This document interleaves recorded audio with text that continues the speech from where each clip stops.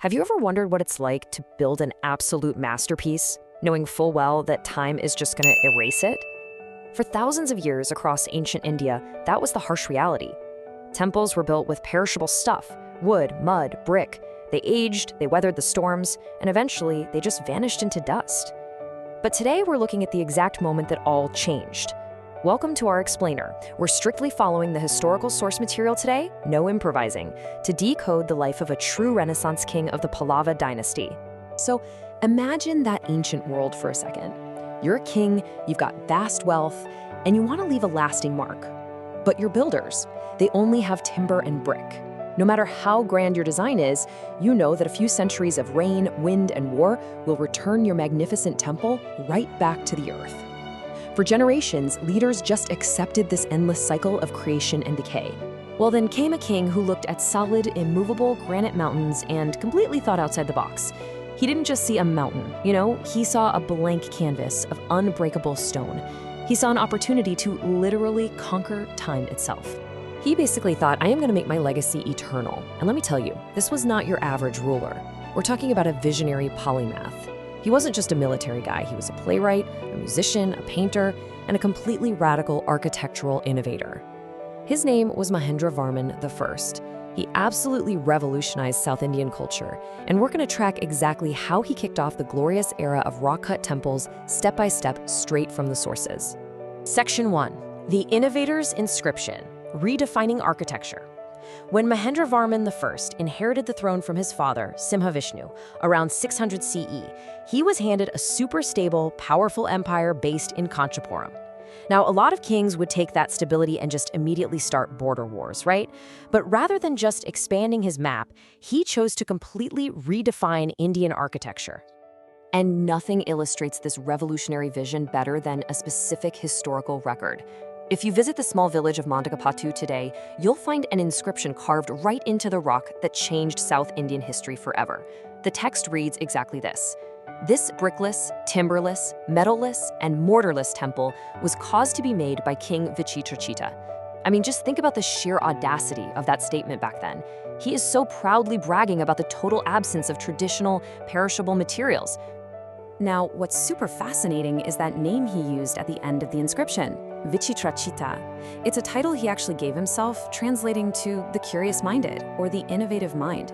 He fully realized that wood and brick were sitting ducks for time and war, so he made the executive call to send his royal stonemasons straight into the granite cliffs. By doing this, our curious-minded ruler birthed the iconic South Indian rock-cut style. It's this exact leap of genius that laid the groundwork for the world-famous temples and Mahabalipuram that popped up in the following decades. Moving on to Section 2. The Dramatist King, Satire, and Religious Shift. So Mahendravarman was way more than just a builder with a chisel. He was a profound master of letters, actually writing one of ancient India's most famous Sanskrit satirical plays. It's called the Mattavilasa Prahasana, which translates to the farce of drunken sport.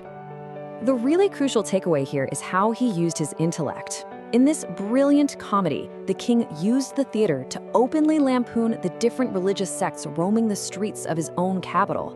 His targets? Corrupt ascetics of the Kapalika and Pasupada Shaivite sects and degenerate Buddhist monks. It is incredibly rare in history to see a sitting monarch write a public comedy roasting the religious figures of his own day, but it just goes to show how sharp and observant he really was. And this literary mastery didn't just come out of nowhere. It reflected a very deep personal journey. See, Mahendravarman was originally a devout follower of Jainism, but he was heavily influenced by the famous Saiva saint Appar, also known as Thirunavukarasar. Under his influence, the king officially converted to Shaivism. This is a massive turning point, guys. This conversion didn't just change the king's life, it sparked a major cultural shift across Tamilakam, fueling the early Bhakti movement and permanently shifting royal patronage toward this really vibrant Hindu art and literature. Section 3. The Battle of Pullalur, the Shadow of War. Because while Mahendravarman was busy sculpting mountains and writing witty satire, a very real, very dangerous storm was gathering just to the north.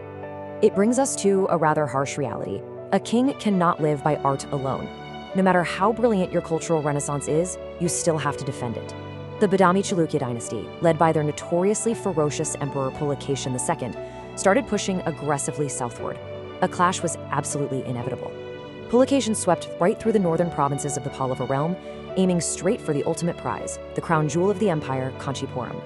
With the Chalukya army bearing down on Kanchipuram, Mahendravarman had to put down the chisel and pick up the sword. He met the invaders at the Battle of Pullalur, which was terrifyingly close, literally just miles from his capital. Picture the dust, charging armies, clashing shields. It was an absolute fight for survival. The Pallavas did manage to successfully defend Kanchipuram, saving the capital, but it came at a heavy cost. The northern territories of the empire were lost. And that loss brings us to a pretty staggering number, 100. You see, the Battle of Pullalur wasn't just some isolated skirmish. This specific clash ignited a brutal 100-year blood feud between Kanchipuram and Badami, a bitter, endless war that would go on to consume multiple generations of soldiers and kings. Section 4. A bitter debt of vengeance, the undefeated avenger. Mahendravarman I undeniably transformed South India. He proved that a king could be a fierce defender of his physical realm while also being a visionary artist whose work outlasts time itself.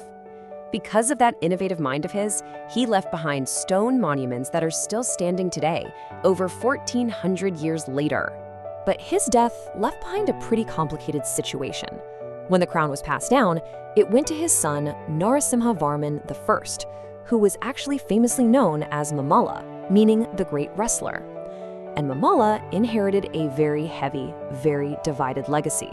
On one hand, he got this thriving, beautiful cultural renaissance. But on the other hand, he inherited a bitter, violent debt of vengeance against the Chalukyas. So I want to leave you all with a final question to think about.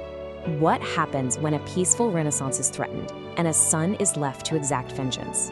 While the historical sources tell us that this son, the great wrestler, didn't just defend his borders. No, he launched a terrifying counteroffensive, burned the enemy capital of Badami to the ground, and even led a massive naval invasion of Sri Lanka. It is a wild follow-up to the story of our Renaissance king. Thanks so much for joining me on this explainer. I hope this deep dive helped you grasp the incredible legacy of the king who literally carved mountains. Keep seeking out the structure in history, and I'll see you next time.